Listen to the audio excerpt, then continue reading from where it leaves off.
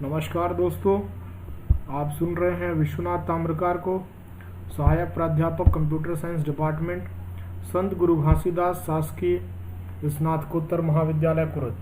ये छठवां लेक्चर है HTML basics and website designing principle, जो कि BSc computer science second year का है। और ये जो सब्जेक्ट है वो है कंप्यूटर सॉफ्टवेयर। तो आज के इस लेक्चर में हम देखने वाले हैं extensible style sheet language and some tips for designing the web page.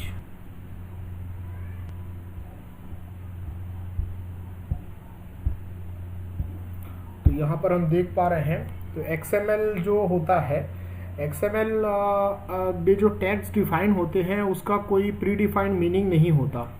तो जो XML में जो टैग डिफाइन होते हैं वो यूज़र डिफाइंड होता है और इसकी कोई प्री डिफाइंड मीनिंग नहीं होते। यहाँ पर उदाहरण के लिए अगर हम टेबल अगर टैग लेते हैं तो टेबल टैग जो है HTML का टेबल हो सकता है या एक फर्नीचर हो सकता है। तो कहने का मतलब ये है XML के जो टैग है वो जो है प्री डिफाइंड नहीं होते और उनका मतलब उस शब्द से रिलेटेड कोई भी मतलब उसका निकाला जा सकता है। तो browser is therefore does not know how to display the XML document. तो ब्राउज़र को ये नहीं पता होता है कि XML डॉक्यूमेंट को हमें किस प्रकार से उसे शो कराना है। तो ये काम जो है हम XLS जो है एक्सटेंसिबल स्टाइल शीट लैंग्वेज, वो यहाँ पर मैकेनिज्म प्रोवाइड करता है और यह बताता है कि XML के डॉक्यूमेंट को किस तरह से डिस्प्ले कराना है। तो यहाँ पर XLS कंसिस्ट ऑफ 3 पार्ट। तो XLS के एक्चुअल में 3 पार्ट होते हैं। पहला है एक method for transforming the XML document, मतलब एक मेथड जिसकी सहायता से हम XML डॉक्यूमेंट को ट्रांसफॉर्म कर सकते हैं। एक दूसरा method for defining XML parts and pattern, एक मेथड जिसकी सहायता से हम XML के पार्ट और पैटर्न को डिफाइन कर सकते हैं। थर्ड है a method for formatting the XML document, एक मेथड जिसकी सहायता से हम XML डॉक्यूमेंट को की फॉर्मेटिंग कर सकते हैं। This can be best explain if you think of. तो ये जो ऊपर जो चीज़ें बताई गई है उसको अगर हम इस तरह से सोचें तो ये काफ़ी अच्छे से क्लियर हो जाएगा। XSL as a language that can transform XML into HTML। तो XLS एक लैंग्वेज है जो कि XML को HTML में ट्रांसफॉर्म कर सकता है। एक लैंग्वेज है अ language that can filter and sort XML data, एक लैंग्वेज जो कि XML के डेटा को फिल्टर और सॉर्ट कर सकता है। अ language that can address parts of XML document, तो एक लैंग्वेज जो कि XML डॉक्यूमेंट्स के पार्ट्स को एड्रेस कर सकता है।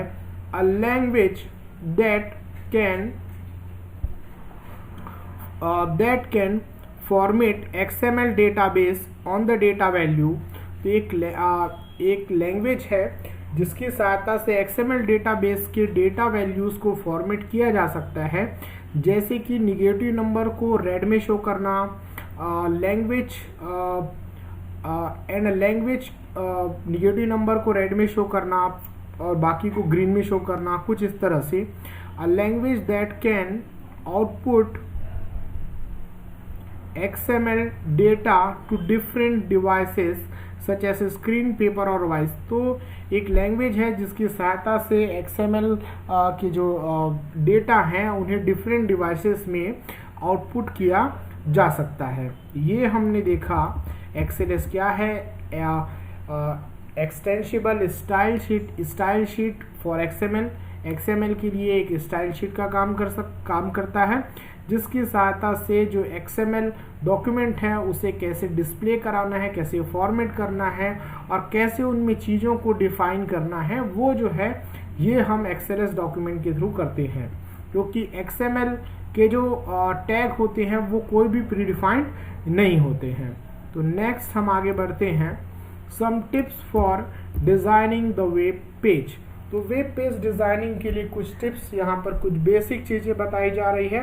वैसे तो वेबसाइट डिज़ाइनिंग के जो टिप्स हैं वो अलग अलग प्रोजेक्ट के ऊपर डिपेंड करते हैं, लेकिन यहाँ पर जो टिप्स बताया जा रहा है वो बहुत ही बेसिक जो टिप्स हैं, जो बेसिक हैं वो यहाँ पर एक्सप्लेन किए जा रहे हैं। The display of HTML text depend on the resolution of the monitor and compatibility of the browser। तो XML के टेक्स्ट जो होते हैं उनका जो डिस्प्ले होना होता है वो मॉनिटर की रिजोल्यूशन और ब्राउज़र की कंपैटिबिलिटी पर डिपेंड करता है। The text is reformatted every time the user resize the window. तो जो टेक्स्ट होते हैं HTML के वो हर बार रिफॉर्म होते हैं जब भी यूज़र विंडो को रिसाइज करता है। Avoid formatting the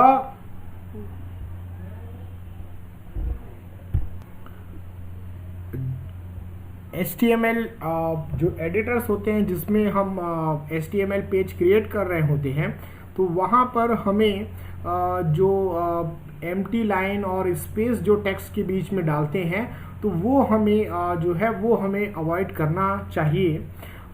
HTML will truncate the space in the text, क्योंकि HTML जो होता है वो जो स्पेस होते हैं, लाइन होते हैं, उसे वो ट्रंकेट कर देता है। Any number of space counted as a 1, तो कितने भी नंबर ऑफ स्पेस होंगे उसे HTML सिंगल स्पेस की तरह काउंट करता है। In HTML a new line count as 1 space. तो HTML में जो न्यू लाइन होता है, जो एडिटर में हम नया लाइन बनाते हैं, उसे वो एक सिंगल स्पेस की तरह काउंट करता है। पिछले लेक्चर में हमने देख चुका है ये सब। Use BR tag instead of paragraph tag to insert the blank line. तो ब्लैंक लाइन इंसर्ट करने के लिए हमको BR टैग का इस्तेमाल करना चाहिए, ना कि paragraph tag. But do not use, next point है, do not use BR tag to create the list. लेकिन हमें लिस्ट बनाने के लिए BR टैग का इस्तेमाल नहीं करना चाहिए। Paragraph can be written without closing tag. तो जो पैराग्राफ जो होता है वो उसे बिना क्लोजिंग P टैग के भी क्लोज किया जा सकता है।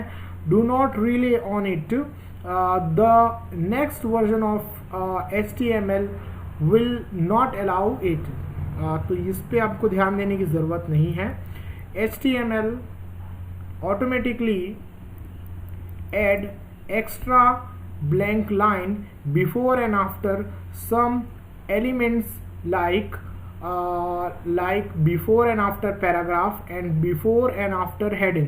तो HTML जो होता है कहीं कहीं खुद से ही ऑटोमेटिकली वो जो है ब्लैंक लाइन ऐड करता है एलिमेंट्स के पहले और बाद में, जैसे कि पैराग्राफ के पहले और बाद में जो है लाइंस ब्लैंक लाइन ऐड की जाती हैं, और हेडिंग के पहले और बाद में भी ब्लैंक लाइन जो है ऐड किया जाता है। तो इस लेक्चर में हमने इतना ही देखा।